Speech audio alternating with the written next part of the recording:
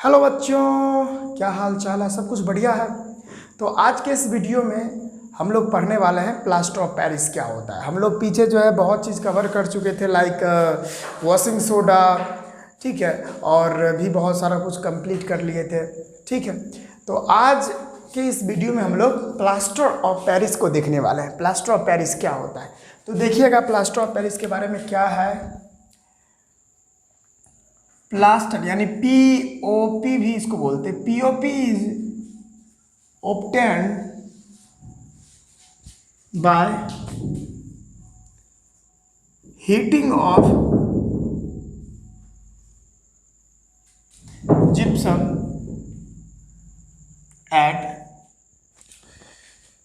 373 kelvin. इसी को 100 degree Celsius भी बोल सकते हैं।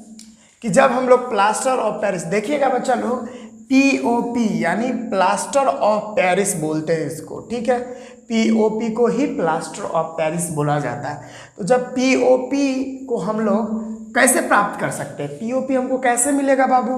तो पीओपी तब मिलेगा जब हम लोग जिप्सम, आखिरकार ये जिप्सम क्या होता है वो भी मैं बता रहा हूँ, कि जब हम लोग जब हम लोग जिप्सम को 373 केल्विन पर यानी 100 डिग्री सेल्सियस पर हीट करते हैं, तब जो है आफ्टर दैट वी गेट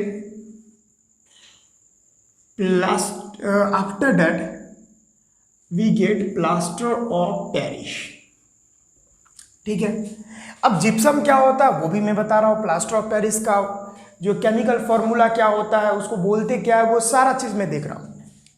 यानी कहने का मेरा मतलब यह है कि जब हम लोग जिप्सम को 373 केल्विन यानी 100 डिग्री सेल्सियस पर हीट करते हैं, तब हमको प्लास्टर ऑफ पेरिस मिलता है। अब जो प्लास्टर ऑफ पेरिस होता है, उसका केमिकल फॉर्मूला होता है CaSO4.12H2O। इसको बोलते क्या है बच्चा लोग? इसको बोलते हैं कैल्शियम सल्फेट हाइड्रेट, ओके। इसको बोलते हैं कैल्शियम सल्फेट। यदि हाफ H2O है ना, इधर क्या है, हाफ H2O है, यानी वाटर का जो मॉलिक्यूल्स है वो हाफ है, इसी के लिए इसको बोलते हैं कैल्शियम सल्फेट हाइड्रेट, ओके। अब तो कोई, अब बच्चा लोग आप देखिए, जिप्सम जो होता है, इसका केमिकल फॉर्मूला होता है CaSO4.2H2O। इसको बाबू हम लोग क्या बोलते हैं? इसको बोलते हैं कैल्शियम सल्फेट डाइहाइड्रेट, ठीक है। डाइहाइड्रेट क्यों बोले? क्योंकि यहाँ पे वाटर का 2 मॉलिक्यूल्स है, that's why we call dihydrate. Here is, you can see calcium and sulphate, this is called calcium sulphate, and there is 2 water molecules, that's why we said dihydrate, okay. तो इतना बात आपको समझ में आ रहा है कि जब हम लोग पीओपी यानी प्लास्टर ऑफ पेरिस कब हमको मिलेगा? प्लास्टर ऑफ पेरिस को हम लोग अगर प्लास्टर ऑफ पेरिस हम लोग को कैसे मिलेगा? जब हम प्लास्टर ऑफ पेरिस को पाना चाहते हैं तो जिप्सम हमको पहले लेना होगा। जिप्सम को लेने के बाद हमको उसको 100 डिग्री सेल्सियस यानी 373 केल्विन पर हीट करना होगा, तब हमको जाके प्लास्टर ऑफ पेरिस मिलता है। प्लास्टर ऑफ पेरिस का केमिकल फॉर्मूला CaSO4.12H2O होता है, इसी के लिए इसको कैल्शियम सल्फेट हाइड्रेट बोलते हैं। अब ये जिप्सम जो होता है उसका केमिकल फॉर्मूला क्या होता है? तो CaSO4.2H2O यानी इसको बोलते हैं कैल्शियम सल्फेट डाइहाइड्रेट। तो इतना बात आखिर आपको समझ में आ रहा होगा बच्चा लोग। देखिए बच्चा, आप प्लास्टर ऑफ पेरिस के बारे में इतना तो जान गए। अब ये प्लास्टर ऑफ पेरिस बनता कैसे, मैन्युफैक्चर कैसे होता है, वो देख लेते हैं। मैन्युफैक्चरिंग ऑफ पीओपी, बच्चा लोग पीओपी को बोलते हैं प्लास्टर ऑफ पेरिस, क्योंकि इसका यूज बहुत चीज़ में होता है।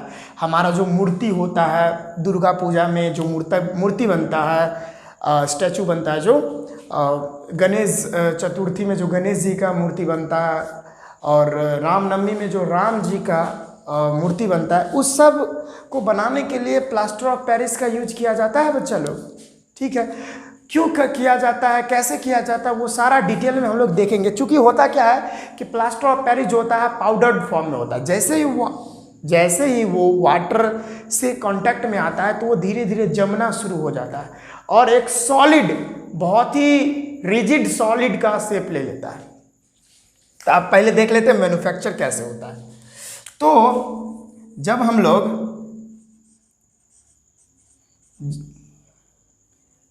लोग जिप्सम को 373 केल्विन यानी इसी को 100 डिग्री सेल्सियस बोलते हैं, इस पर हम लोग क्या करेंगे, हीट करेंगे, तो जिप्सम जो है ब्रेक डाउन हो जाएगा किस चीज़ में बाबू, तो वो बन जाएगा POP, प्लास्टर ऑफ पेरिस में, और कुछ वाटर भी इधर बनाएगा।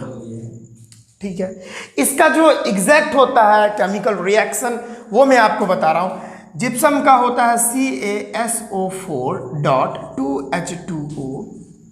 ठीक है, यानी इसको हम लोग 373 केल्विन पर हीट करेंगे, यानी 100 डिग्री सेल्सियस पे हीट करेंगे, तो ये क्या होगा, ये डिकम्पोज हो जाएगा। यहाँ पर वाटर का लॉस हो जाएगा बच्चा लोग, यहाँ जो है वाटर का लॉस हो जाता है, और वाटर के लॉस होने के वजह से ये बन जाता है CaSO4.12H2O। ये 2H2O है ना, तो ये हाफ H2O बन जाता है, और उसके बाद 1/2H2O बन जाता है। ये दोनों मिलाकर जिप्सम बन जाएगा। यानी जिप्सम जो है, जिप्सम को हम लोग 373 केल्विन पर अगर हम लोग हीट करेंगे, तब ये जो है फाइनली प्लास्टर ऑफ पेरिस बना देता है, POP, और उसके बाद जो है बाय प्रोडक्ट में 1/2 मॉलिक्यूल्स वाटर बना देता है। ठीक है, इसको 1.5 मॉलिक्यूल्स वाटर बोलते हैं, या इसको 3/2 भी बोल सकते हैं। 2 से यहाँ पे कीजिए, तो इसको अगर हम लोग बात करें तो 3/2H2O भी हम लोग लिख सकते हैं, वो कोई भी गलत नहीं होगा। तो ये बात समझे कि मैन्युफैक्चरिंग कैसे होता है। तो बच्चा लोग ये आप समझ गए कि मैन्युफैक्चर जो होता है प्लास्टर ऑफ पेरिस कैसे होता है।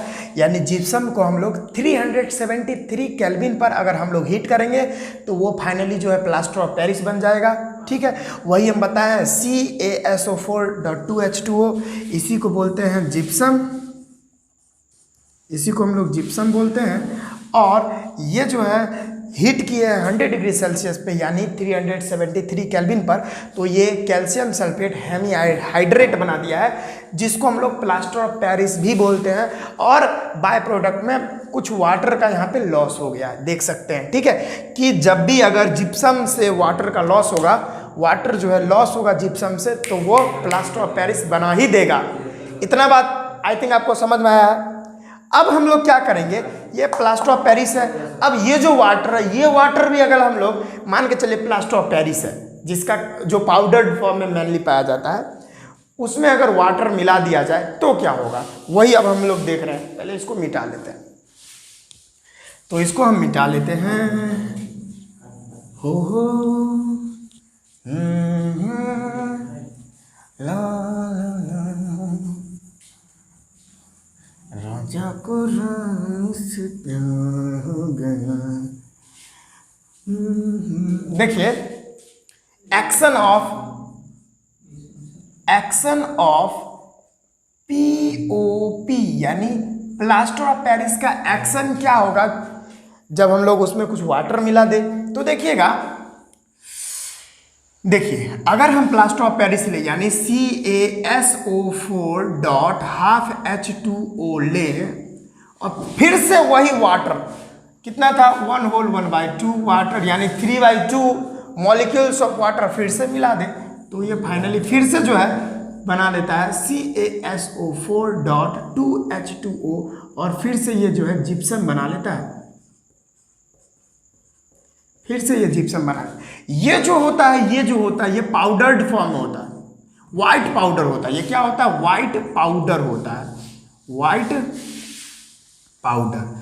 अब जैसे ही वाइट पाउडर यानी कैल्शियम सल्फेट हेमीहाइड्रेट बोल लीजिए, या प्लास्टर ऑफ पेरिस में अगर वही वाटर अगर फिर से मिला दिया जाता है, तो तो वो क्या करता है, वाइट पाउडर यानी प्लास्टर ऑफ पेरिस को जमाना शुरू कर देता है और धीरे धीरे वो जम जाता है और फाइनली जो है जिप्सम बना लेता है। ठीक है, और ये था एक्शन ऑफ पीओपी। अगर प्लास्टर ऑफ पेरिस पर वाटर डाल दिया जाता है तो यह फाइनली जिप्सम फिर से बना लेता है। ओके, इतना बात समझ गए।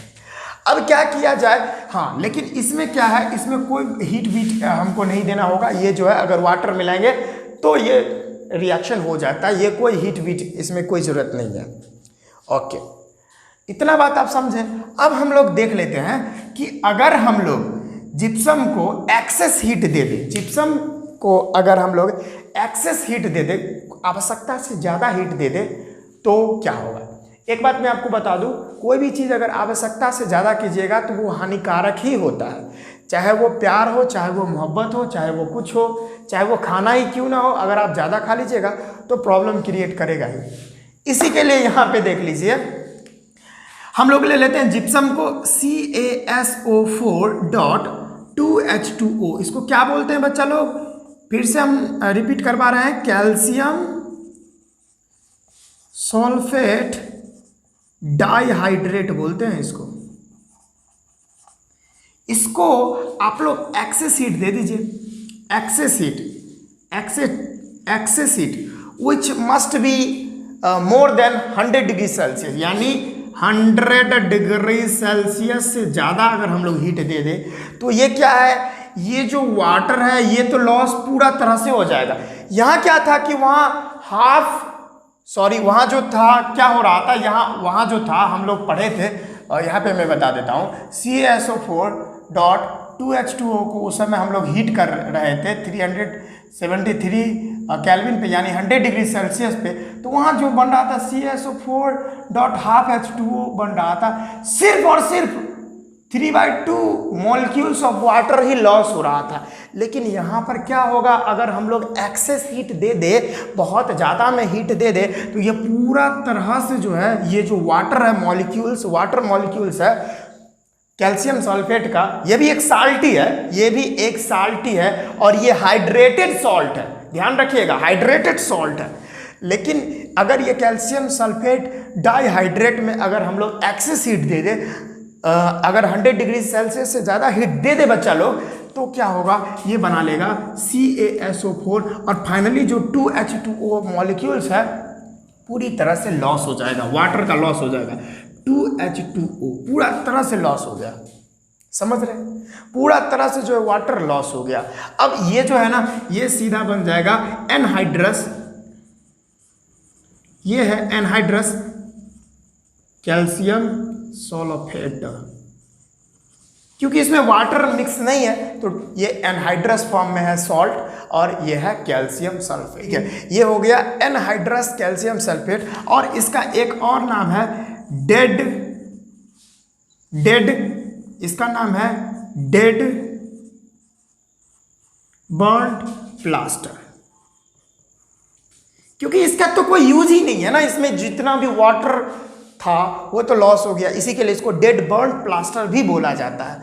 तो ये था कुछ केमिकल रिएक्शन। यहाँ हम लोग देखें कि अगर एक्शन ऑफ पीओपी यानी प्लास्टर ऑफ पेरिस में अगर पुनः वाटर मिला दिया जाए तो वो क्या है, उसको जमा देगा और जिप्सम फिर से बना देगा। जैसे हम लोग का प्लास्टर होता है, जब हम लोग का हाथ टूट जाता है, मेरा एक बार टूटा हुआ, आप लोग का भी टूटा होगा, तो उस समय क्या होता है ना कि डॉक्टर जो है पहले तो नींद का दवाई दे देता है, यानी इंजेक्शन दे देता है ताकि दर्द ना हो। हड्डियाँ जब टूटती है तो बहुत ही दर्द होता है। तो हमारा जो हाथ टूटा, एक बार टूटा था, मैं आम के पेड़ पर से गिर गया था, तो उस समय जो है बहुत दर्द होता है। तो जब हड्डियाँ टूटती है तो फूल जाता है, हड्डी वहाँ पे टूट जाता है, ब्रेक हो जाता है, तो वहाँ पे डॉक्टर जो है पहले जो है वहाँ पे एक इंजेक्शन डाल देते हैं ताकि वो वहाँ तक का पूरा जो शरीर है, वहाँ तक का जो एरिया है वो पूरा सुन्न हो जाता है और आप धीरे धीरे सो जाओगे। ठीक है, ताकि डॉक्टर जो है आसानी से उसमें प्लास्टर कर पाए। और वो जो पाउडर्ड फॉर्म में लगा होता है, डॉक्टर जो पाउडर्ड फॉर्म में यूज़ करते हैं, पहले पट्टी बांध देते हैं, ऐसे ऐसे टाइटली पट्टी बांध देते हैं, और उसके बाद पाउडर्ड फॉर्म में जो भी वो डालते हैं वो बाबू रहता है हमारा प्लास्टर ऑफ पेरिस, और उसमें वाटर डालते हैं और वो पूरा तरह से जम जाता है। और जब आपका नींद खुलता है तो आप लोग देखते हैं कि उसमें प्लास्टर हो चुका है, और बहुत ही स्ट्रॉन्ग प्लास्टर है, उस यहाँ तक कि आपका हाथ तक हिल नहीं पाता है, पूरा एकदम जम जाता है। तो वही बात, वही रिएक्शन वहाँ पे होता है कि वो वाइट पाउडर यानी प्लास्टर ऑफ पेरिस में कुछ वाटर मिलाते हैं और जिप्सम बना देता है, और वो पूरा स्ट्रॉन्ग हो जाता है, आप हाथ को हिला भी नहीं पाते हो। तो ये कुछ रिएक्शंस था, आखिरकार आपको समझ में इतना आया होगा। ठीक है, देखिए बच्चों, हम लोग पीछे जितना भी रिएक्शंस है प्लास्टर ऑफ पेरिस का मैन्युफैक्चरिंग कैसे होता है, अगर हम लोग प्लास्टर ऑफ पेरिस में अगर हम लोग वाटर मिक्स कर दें तो वो जो है जिप्सम बन जाता है, वो जमा देता है। ठीक है, और हम लोग अगर एक्सेस हीट उस पर दे दे, यानी जिप्सम ले और जिप्सम पर एक्सेस हीट दे दे 100 डिग्री सेल्सियस से ज़्यादा, यानी 373 केल्विन से अगर ज़्यादा हीट दे दे, तो वो क्या करता है, वो एनहाइड्रस कैल्शियम सल्फेट बना देता है, वो कोई काम का नहीं रहता है फिर। ठीक है, तो वो सारा हम लोग देख लिए। तो प्लास्टर ऑफ पेरिस में वो सारा हम लोग देख लिए। उसके बाद हम लोग उसका यूज़ देखेंगे, प्लास्टर ऑफ पेरिस का यूज आखिरकार होता किस चीज़ में है। देखिए, it is used by doctors for joining the fractured bones at right position for making plaster to support fractured bones. यानी जो है प्लास्टर ऑफ पेरिस का जो यूज होता है, जो बोन्स टूट जाता है ना, तो उस बोन्स को जोड़ने में जो है प्लास्टर ऑफ पेरिस का बहुत ही बड़ा योगदान होता है। तो वहाँ पर जो है डॉक्टर्स के द्वारा वहाँ पर यूज किया जाता है प्लास्टर ऑफ पेरिस का। दूसरा यूज है, it is use to making toys. ये जो है ना, टॉयज बनाने में, मिट्टी का जो टॉयज होता है उसको बनाने में भी प्लास्टर ऑफ पेरिस का बहुत ही बड़ा योगदान होता है। मूर्ति ले लीजिए, स्टैचू जो होता है भगवान जी का, बहुत सारे जैसे गणेश जी, दुर्गा जी और कृष्ण जी का जो मूर्ति बनता है, उसमें भी प्लास्टर ऑफ पेरिस का बहुत ही बड़ा योगदान होता है। ठीक है, तो ये बात आपको समझ में आएगी। अगला देखिए, it is use to making decorative piece. मतलब ये जो है ना, सजाने उजाने वाला जितना भी सामान होता है उसमें इसका यूज किया जाता है। इसको बनाने में जो है प्लास्टर ऑफ पेरिस का यूज किया जाता है, डेकोरेटिव पीस को बनाने में। And for making design on ceilings. देखिए यहाँ पर सेलिंग्स क्या होता है, सेलिंग्स जो ऊपर में होता है, ठीक है, सेलिंग्स जो फूल जैसा बना रहता है, जहाँ पे पंखा ऐसे ऐसे झूलते रहता है, वो जो सेलिंग होता है उसको बनाने में और उसमें डिज़ाइन करने में भी प्लास्टर ऑफ पेरिस का यूज किया जाता है। देख लीजिए, सेलिंग ये है, यहाँ पे जो देख रहे हैं ये सेलिंग है, यहाँ पे देख सकते हैं। ठीक है, तो आपको आइडिया लग गया। तो ये सारा जो था वो प्लास्टर ऑफ पेरिस का यूज था। तो आई थिंक आपको प्लास्टर ऑफ पेरिस कैसे मैन्युफैक्चर्ड होता है और यूजेस जो है वो आपको समझ में आ गया होगा। देखिए बच्चों, प्लास्टर ऑफ पेरिस के बारे में बहुत अच्छे से पढ़ लेने के बाद हम लोग पढ़ने वाले हैं कॉस्टिक सोडा क्या होता है। ठीक है, ये जो सॉल्ट है उसके बारे में ये लास्ट टॉपिक होगा। उसके बाद हम लोग वाटर ऑफ क्रिस्टलाइजेशन पढ़ेंगे, चैप्टर फिनिश। ठीक है, तो एक और पार्ट बनने वाला है और उसके बाद ये चैप्टर ख़त्म। ठीक है, थोड़ा लंबा चैप्टर था, लेकिन कोई बात नहीं, आप लोग बहुत अच्छा से इस चैप्टर को पढ़े हो, एक भी चीज़ नहीं छोड़े हैं हम लोग, और जिससे आपको बहुत ही बेनिफिट होगा। सीबीएसई जो है ना, अपना लेवल कभी भूलती नहीं है, अच्छा क्वेश्चन सीबीएसई पूछती है, इसी के लिए अच्छा से पढ़ना होगा ना अच्छे नंबर लाने के लिए। ठीक है, ओके, तो देख लेते हैं कॉस्टिक सोडा क्या होता है। देखिएगा, it is also known as sodium hydroxide. It's the chemical formula. The chemical formula, देखिए हम लोग स्लो लिखते हैं ना, हम लोग नहीं, हम स्लो लिखते हैं, तो आप into 2 में मेरा वीडियो देखिए। The chemical formula of caustic soda क्या होता है, इज NaOH, इसी को तो सोडियम हाइड्रोक्साइड बोलते हैं। It is a strong base, it is a strong base. ठीक है, ये क्या होता है, ये स्ट्रॉन्ग बेस होता है, समझ रहे हैं आप। क्योंकि अच्छा, आपके मन में एक सवाल होगा कि सर ये कॉस्टिक सोडा सॉल्ट होता है। नहीं बच्चा, ये सॉल्ट नहीं होता, ये स्ट्रॉन्ग बेस होता है।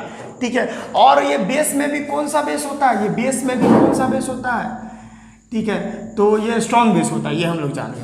और क्या होता है, ये जो है मोनो एसिडिक होता है, ये मोनो एसिडिक होता है, मोनो एसिडिक बेस होता है, ये जो है मोनो एसिडिक बेस होता है। अच्छा, मोनो एसिडिक बेस क्या होता है कि वैसा बेस जो अपने अंदर से सिर्फ एक ही OH माइनस आयन फर्निश करता है, वही होता है मोनो एसिडिक बेस। ठीक है, क्यों? तो देख लीजिए कैसे। तो NaOH क्या कर सकता है, सिर्फ और सिर्फ Na प्लस और प्लस में OH माइनस, एक ही OH माइनस फर्निश कर रहा है, इसी के लिए इसको मोनो एसिडिक बेस बोला जाता है। तो इतना आइडिया आप लोगों को समझ में आया कॉस्टिक सोडा के बारे में। कॉस्टिक सोडा सॉल्ट नहीं होता, ये स्ट्रॉन्ग बेस होता है जो अपने अंदर से OH माइनस आयन रिलीज करता है। ठीक है, समझ रहे? जो भी बेस होता है वो अधिक मात्रा में, यानी जितना ज़्यादा स्ट्रॉन्ग बेस उतना ज़्यादा OH माइनस आयन वो फर्निश करता है, रिलीज करता है, प्रोड्यूस करता है। और एक बात देखिएगा कि ये कॉस्टिक सोडा आखिर फॉर्मेशन कैसे होता है, तो लिखिएगा caustic soda is prepared by chlor-alkali process। अब ये chlor-alkali प्रोसेस बहुत ही इंपॉर्टेंट है, इसको हम लोग बहुत अच्छे से पढ़ेंगे। ये बहुत ही गजब का टॉपिक है, एग्जाम में तो क्वेश्चन फंसता है इससे। ठीक है, कि क्लोर-एल्कली प्रोसेस आखिर क्या होता है समझाएं। ठीक है, तो ये जो कॉस्टिक सोडा होता है ये क्लोर-एल्कली प्रोसेस के द्वारा फॉर्मेशन होता है इसका। देखिए बच्चा लोग, अगर आप लोग ये सारा टर्म सब देख लेते हैं, प्रिपेयर कैसे होता है caustic soda, preparation of caustic soda. Caustic soda आखिरकार कैसे बनता है बाबू, वो हम देख लेते हैं। कॉस्टिक सोडा तो हम लोग अभी जाने हैं कि कॉस्टिक सोडा बनता कैसे है, तो क्लोर एल्कली प्रोसेस से बनता है। तो देखिएगा कैसे। When electricity is pass through the aqueous solution of NaCl, sodium chloride का जो एक्वस सॉल्यूशन होता है उसको हम लोग ब्राइन बोलते हैं, हम लोग ऑलरेडी पढ़ चुके हैं। When electricity is passed through the aqueous solution of NaCl, then a alkali is called sodium hydroxide NaOH along with chlorine gas and hydrogen gas is formed.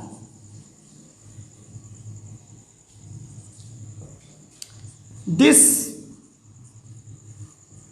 process is known as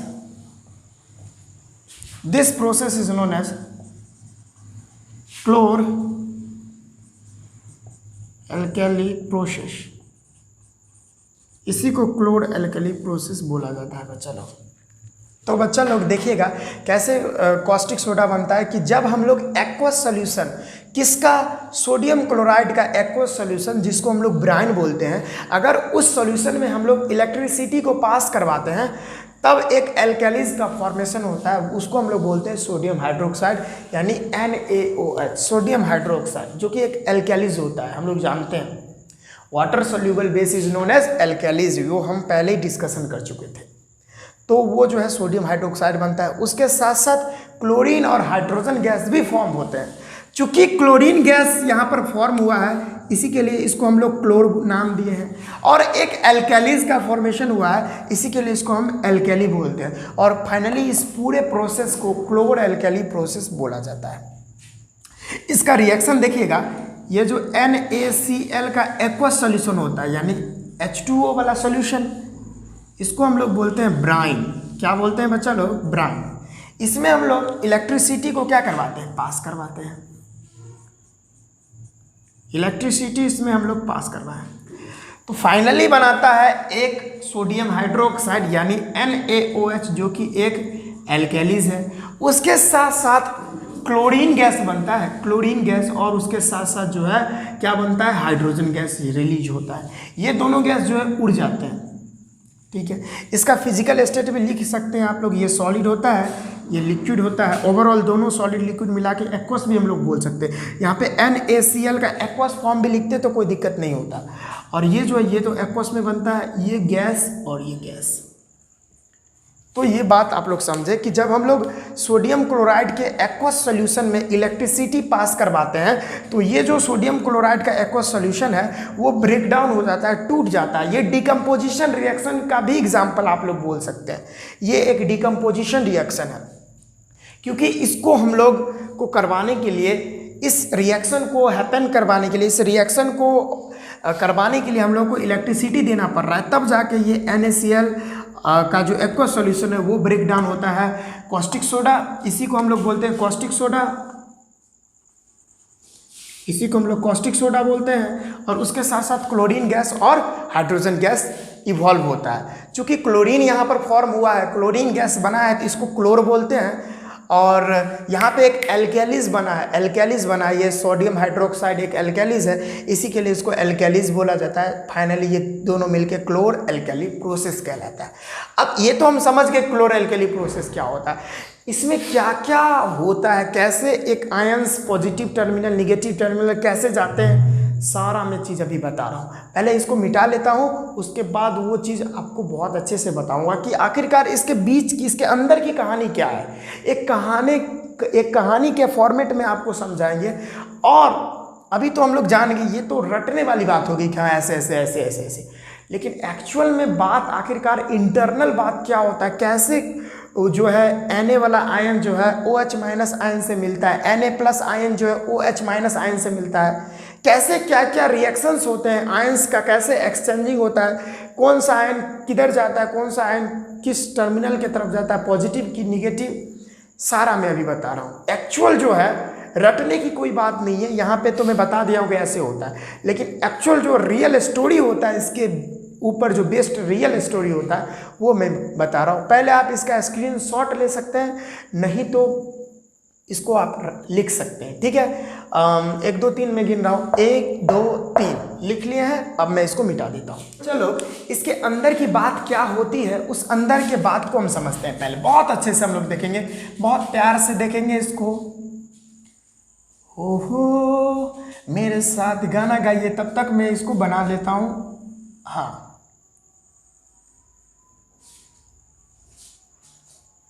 ओहो हाँ हाँ हाँ देखिए, हाँ इसमें गड़बड़ हो जाएगा, इसको नीचे बना लेता हूँ मैं, इसको नीचे बना लेता हूँ, क्योंकि ये ऊपर गैस वैस निकलेगा तो फिर उसको दर्शाने में हमको प्रॉब्लम होगा। इसको यहाँ से बना लेता हूँ मैं, ठीक रहेगा।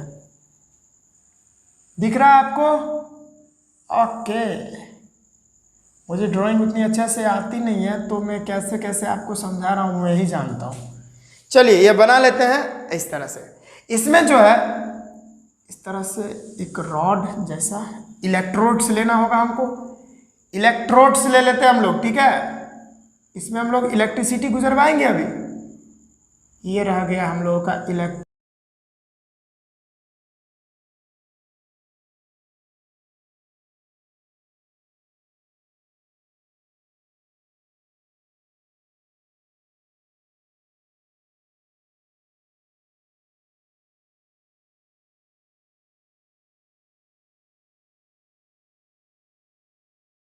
अब इसको एक बैटरी से जोड़ दीजिए, इस दोनों को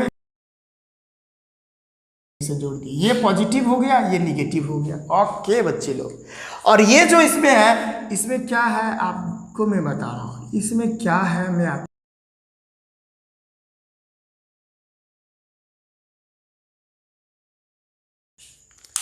ड्राइंग जितना भी जैसे जितना साफ होगा आप लोग उतने अच्छे से समझ पाओगे, ठीक है। अब ये जो सॉल्यूशन है, ये सॉल्यूशन क्या है आपको मैं बता रहा हूँ, ये ब्राइन सॉल्यूशन है। अब ब्राइन सॉल्यूशन पता है ना क्या होता है, NaCl और प्लस में वाटर का जो सॉल्यूशन होता है उसको ब्राइन सॉल्यूशन हम लोग बोलते हैं। इसके अंदर ब्राइन सॉल्यूशन है। ओके बच्चा लोग, अब जैसे ही हम इसका स्विच ऑन करेंगे इसमें इलेक्ट्रिसिटी पास होगा। चूंकि इधर पॉजिटिव टर्मिनल है तो इधर पूरा positive positive positive positive positive positive positive, इधर निगेटिव है तो इधर negative negative negative negative negative negative negative negative negative, इस तरह से। अब NaCl है इसमें, तो हम लोग जानते हैं NaCl है, अगर डिकम्पोज होगा तो Na प्लस और प्लस में Cl माइनस यानी 2 आयन बनाएगा। वाटर में जैसे ही ये पहला नंबर NaCl क्या है, ये एक आयनिक बॉन्ड होता है। क्या होता है? आयोनिक बॉन्ड होता है। और आयनिक बॉन्ड तभी जो है ब्रेक डाउन होते हैं जब वाटर के कांटेक्ट में आता है, क्योंकि वाटर के पास होता है पोलर नेचर। वो क्या करता है, Na और Cl को दोनों को अलग कर देता है और आयंस Na प्लस और Cl माइनस आयन बना देता है। तो इसमें कौन कौन से आयन होंगे? इसमें होंगे Na plus Na plus Na plus, ठीक है। इसमें Cl माइनस आयन भी तो होंगे, ब्रेक डाउन जो हुआ है। तो मैं लिख देता हूँ normally Cl minus Cl minus Cl minus Cl minus Cl minus, ठीक है। क्या इसमें 2 ही आयंस रहने वाले हैं? नहीं, इसमें और भी तो आयन होंगे, वाटर भी तो है।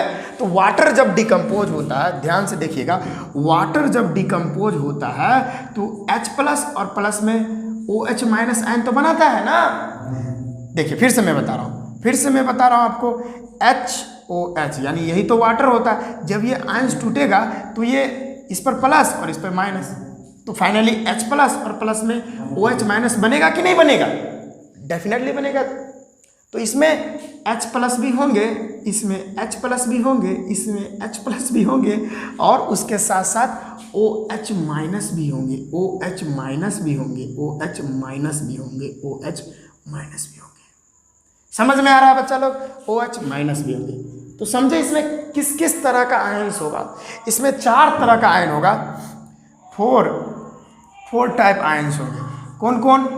4 तरह के आयंस होते हैं। एक क्या क्या कंफ्यूज नहीं हो इसी के लिए मैं लिख रहा हूँ Na प्लस, ठीक है। उसके बाद Cl माइनस, OH माइनस, उसके बाद H प्लस, ठीक है। इतना आयंस इसमें होगा, ठीक है। ओहो, शादी का आवाज़ आ रहा है, शादी का सीजन चल रहा है ना, इसी के लिए शादी का आवाज़ आ रहा है, गाना चल रहा है, इसी के लिए आप लोग माइंड मत कीजिएगा, उस साउंड को आप लोग इग्नोर कीजिए, ठीक है। तो 4 टाइप के आयंस इसमें होंगे, Na plus, Cl minus, OH minus और H प्लस। समझ में आया? अब क्या क्या होगा इसमें, कैसे क्या होगा, एक टर्म को मैं अभी डिफाइन करूंगा। डोंट वरी, टेंशन नहीं लेना है। आखिरकार क्लोरोअल्काली प्रोसेस कैसे हुआ था मैं आपको पूरा डिस्कशन कर रहा हूँ। यहाँ पे जितने भी पॉजिटिव वाले हैं वो निगेटिव टर्मिनल, अब चूंकि यहाँ पर निगेटिव है तो ये पूरा निगेटिव है, ये पॉजिटिव है तो ये जो इलेक्ट्रोड्स है वो पूरा क्या है, ये क्या है, ये इलेक्ट्रोड्स हैं, ये दोनों इलेक्ट्रोड्स हैं। तो चूंकि ये पॉजिटिव इलेक्ट्रोड्स और ये निगेटिव इलेक्ट्रोड्स हैं, ये पॉजिटिव इलेक्ट्रोड्स हैं, ये पॉजिटिव इलेक्ट्रोड्स हैं और ये जो है निगेटिव इलेक्ट्रोड्स हैं, निगेटिव इलेक्ट्रोड। तो चूंकि इस पॉजिटिव इलेक्ट्रोड्स पर पूरा पॉजिटिव चार्ज है और इस पर जो है निगेटिव इलेक्ट्रोड्स पे पूरा निगेटिव चार्ज है बच्चा। तो इस आयंस में देखिए, जिस आयंस के पास पॉजिटिव चार्ज रहेगा यानी Na प्लस का, Na प्लस जो है वो निगेटिव टर्मिनल की तरफ अट्रैक्ट होगा। जो भी हम लोग जानते हैं ना कि जो निगेटिव होता है, सॉरी, जो विपरीत चार्जेज होते हैं, जो एक दूसरे से अपोजिट होते हैं, वो अट्रैक्ट करते हैं। जैसे लड़का लड़की पे अट्रैक्ट, लड़की लड़का पे अट्रैक्ट। इसी तरह से जो जैसे ये पॉजिटिव चार्ज है तो ये निगेटिव की तरफ अट्रैक्ट होंगे। तो जितना प्लस वाला है यानी 2 चार्ज, यहाँ पे ध्यान से देखिएगा, यहाँ पे 2 चार्ज जो है, यानी हम पहला जो है डिफाइन कर लेते हैं। इधर नहीं लेगा, इधर आप लोगों को दिखेगा नहीं, इधर मैं ले लेता हूँ। इधर क्या क्या हुआ है, क्या क्या खिचड़ी बन रही है इधर में, इस अंदर इस बीकर के अंदर क्या क्या हो रहा है वो अभी मैं सारा चीज़ आपको बता रहा हूँ। तो चूंकि यहाँ पर पहले हम लोग लेते हैं पॉजिटिव इलेक्ट्रोड्स, यानी पॉजिटिव इलेक्ट्रोड्स पे क्या हो रहा है। पॉजिटिव इलेक्ट्रोड्स को एनोड बोलते हैं। क्या बोलते हैं? एनोड बोलते हैं। क्यों बोलते हैं, कैसे बोलते हैं, सारा मैं बता रहा हूँ। एनोड पर क्या कहानी बीत रही है इस एनोड पर। तो इस एनोड पर जो है 2 चार्ज अट्रैक्ट होगा। क्यों? अरे गिर गया। दो चार्ज अट्रैक्ट होगा। क्यों? क्योंकि इसके पास पॉजिटिव चार्ज है, तो इसके तरफ जो है जिसके पास निगेटिव चार्ज रहेगा वो इसके तरफ अट्रैक्ट होगा। तो निगेटिव चार्ज किसका है? Cl माइनस का और OH माइनस का। Cl माइनस और OH माइनस जो है ये एनोड की तरफ अट्रैक्ट होगा, क्योंकि एनोड के पास पॉजिटिव चार्ज होता है ना, इस पर पॉजिटिव चार्ज डिपॉजिट होता है, इसी की वजह से इधर अट्रैक्ट होगा। तो अब क्या होगा? Cl और OH, चूंकि यहाँ पे Cl और OH यानी Cl माइनस और OH माइनस जो है इस दोनों में रेस होगा। इसके लिए ये कहता है कि मेरे पास, यानी ये जो एनोड है वो कहता है कि हम पहला नंबर तो हम लोग निगेटिव वाले आयंस को ही अट्रैक्ट करेंगे, ठीक है। यहाँ पे मान के चलिए भोज हो रहा है, ठीक है। वो बोलता है कि आप दो अगर आयन है तो दो में से हम एक को ही इलेक्ट्रॉन दे सकते हैं, ठीक है। तो इस दोनों में रेस लगेगा और ये जो है पॉजिटिव की तरफ अट्रैक्ट होना चाहेगा, तो ये दोनों में रेस होगा। तो पता है इस दोनों में रेस होगा, तो ये इस दोनों में से पहले में, इस दोनों में से कौन पहले ये एनोड के पास पहुंचेगा? इसमें दोनों में रेस होने वाला है, तो पहुंचेगा कौन? तो देखिए यहाँ पर ऑक्सीजन है और हाइड्रोजन है कि नहीं। यहाँ पे दो एटम्स, यहाँ पे दो आयंस O और H है, तो ये दो है तो उसको जाने में थोड़ा टाइम लग सकता है, लेकिन यहाँ पर ये Cl अकेला है तो वो आसानी से वहाँ तक पहुँच जाएगा। तो यहाँ पे OH माइनस बाबू यहाँ तक, यानी इस एनोड के पास अट्रैक्ट नहीं हो पाएगा, वह इस सॉल्यूशन में ही रह जाएगा, समझे। क्योंकि उसके पास दो था ना, दो एटम था, इसी के लिए वो वहाँ तक जो है नहीं पहुँच पाएगा, एनोड के पास वो नहीं पहुंच पाएगा। वो जो OH माइनस है वो इस सॉल्यूशन में ही बचा रह जाएगा, इस बात को ध्यान रखिए। लेकिन Cl जो है वो यहाँ तक पहुँच जाएगा। यहाँ पर क्यों पहुँच रहा है? क्योंकि Cl चाहता है कि हम एक इलेक्ट्रॉन जो है जल्दी से इसको दे दे, ठीक है, लॉस कर दे इलेक्ट्रॉन और हम लोग Cl बना ले। तो ये क्या करेगा? क्लोरीन एक इलेक्ट्रॉन जो है लॉस कर देगा और Cl में कन्वर्ट हो जाएगा, Cl बना देगा, एक Cl का एटम बना देगा। पहले ये Cl minus ion, Cl minus क्या था? आयन था, लेकिन अब जो है यह एक एटम बन चुका है, यह एक एटम बन गया है। यह Cl माइनस आयन वेट करेगा, एक और Cl जब तक इस पे नहीं आ जाता, इस एनोड पे, तब तक वो जो Cl है वो वेट करेगा, फिर से एक Cl माइनस जाएगा और फिर से एक इलेक्ट्रॉन लॉस करेगा और Cl फिर से बना देगा, ठीक है। और ये Cl और ये Cl प्लस Cl जो है Cl2 गैस बन जाएगा, ये जो है गैस बन जाएगा। और फाइनली जो है यह यहाँ से जो गैस है निकलना चालू हो जाएगा, यहाँ से जो है गैस निकलना चालू हो जाएगा, Cl, क्लोरीन गैस Cl2, समझ रहे हैं। Cl2 गैस यहाँ से निकलना चालू हो जाएगा। तो आप समझे कैसे हुआ, ठीक है। अब बात कर लेते हैं कैथोड पर क्या होता है। और हम लोग एक बात जानते हैं ना कि बाबू, कि जब भी इलेक्ट्रॉन का लॉस होता है, यानी इलेक्ट्रॉन का लॉस होता है, तो हम लोग क्या बोलते हैं? उसको ऑक्सीडेशन बोलते हैं, ऑक्सीडेशन बोलते हैं।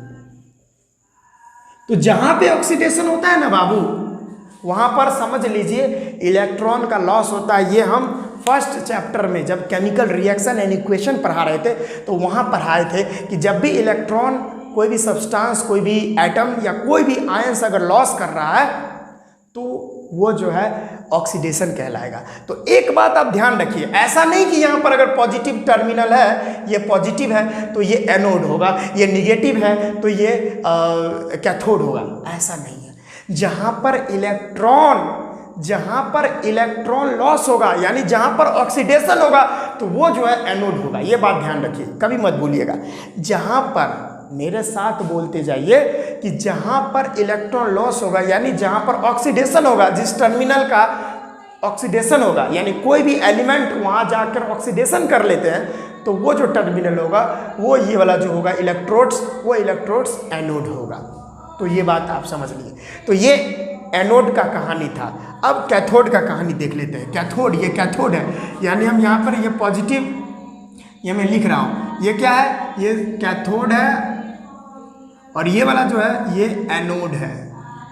कचरा हो रहा है, आप लोग समझिए, आराम से समझिए, बार बार पीछे कीजिए अगर नहीं समझ में आ रहा है तो। ये तो एनोड की कहानी थी, अब कैथोड की बता रहा हूँ। कैथोड पर क्या हुआ? तो कैथोड पर निगेटिव चार्ज तो डेफिनेटली है कि पॉजिटिव वाला ही उधर अट्रैक्ट होगा।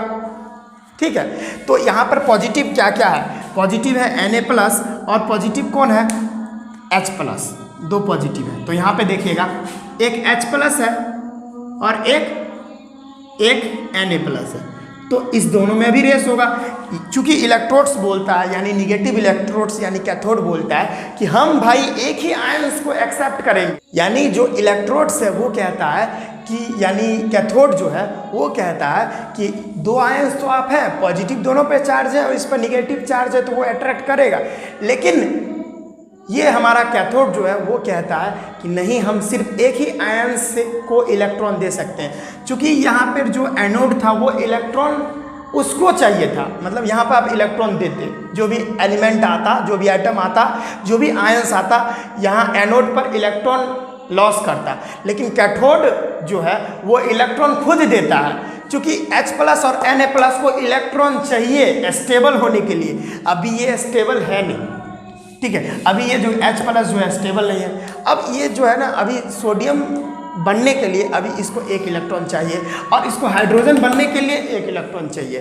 तो यहाँ जो है पहला नंबर ये जो H+ है और Na+ है वो कैथोड की तरफ अट्रैक्ट हुआ, क्योंकि यहाँ पर निगेटिव चार्ज है और इन सभी के पास पॉजिटिव चार्ज है बच्चा लोग। ठीक है, अब क्या होगा, इस दोनों में रेस होगा। लेकिन आपको पता है इस दोनों रेस में कौन जीतेगा? क्योंकि ये जितना चीज़ मैं पढ़ा रहा हूँ, ये H+ Na+ रेस होगा, क्या होगा, कैसे होगा, वो आपको 11th में इलेक्ट्रोकेमिस्ट्री में पढ़ना है। तो उसके लिए आप लोग टेंशन नहीं लीजिए, अभी बस समझ लीजिए ऐसे। तो हम लोग पढ़े थे ये H+ आयन जो होता है बहुत ही गरीब होता है, बहुत बेचारा होता है, इससे जो है इस पर बहुत जुर्म होता है, क्योंकि इसके पास एक भी इलेक्ट्रॉन नहीं है। क्योंकि हम लोग देखिए यहाँ पे बताता हूँ, हाइड्रोजन का जो एटम होता है उसमें एक ही इलेक्ट्रॉन होता है, क्योंकि उसका एटॉमिक नंबर ही 1 होता है। अब हाइड्रोजन अगर एक इलेक्ट्रॉन यहाँ पे अगर हाइड्रोजन एक इलेक्ट्रॉन लॉस कर देता है तो उस पर पॉजिटिव चार्ज आ जाता है। अब एक इलेक्ट्रॉन था ही उसके पास और वो भी इलेक्ट्रॉन अगर लॉस कर दिया तो एक भी इलेक्ट्रॉन बचा नहीं, इसी के लिए इस पर पॉजिटिव चार्ज आ गया। तो अभी इस हाइड्रोजन यानी H+ आयन के पास एक भी इलेक्ट्रॉन नहीं है और इसके पास तो है Na+ यानी सोडियम जो होता है, सोडियम उसके पास 11 इलेक्ट्रॉन होता है और Na जो है अगर एक इलेक्ट्रॉन लॉस कर दिया तो Na+ बना है, Na+ बना है। तो कहने का मतलब यह है कि Na+ के पास 10 इलेक्ट्रॉन तो है, तो ज़्यादा ज़रूरत इसमें क्या है, मतलब सबसे ज़्यादा भूख किसको लगा हुआ है? H+ को लगा हुआ है, क्योंकि इसके पेट में तो कुछ भी खाना है नहीं। ठीक है, ये इसको बहुत अभी ज़रूरत है इलेक्ट्रॉन का, ये बहुत ही ज़्यादा अनस्टेबल है, तो ये बेचारा हार जाएगा। यानी कैथोड के पास पहले पहुँचेगा हमारा H+। ठीक है, तो ये जो है H+ क्या करता है, यहाँ पर पहुँचता है और भीख मांगता है, कहता है कि कैथोड जी हमको एक इलेक्ट्रॉन दे दीजिए, हमको एक इलेक्ट्रॉन का बहुत ही आवश्यकता है, प्लीज़ यार प्लीज़ हमको दे दीजिए। तो कहता है ठीक है, आप यहाँ पर पहुँच गए हो Na+ से पहले, तो ठीक है मैं आपको इलेक्ट्रॉन देता हूँ। तो कैथोड जो है वह इसको इलेक्ट्रॉन देता है, ठीक है, एक इलेक्ट्रॉन देता है, तो ये बना देता है H, ये जो है H में कन्वर्ट हो जाता है।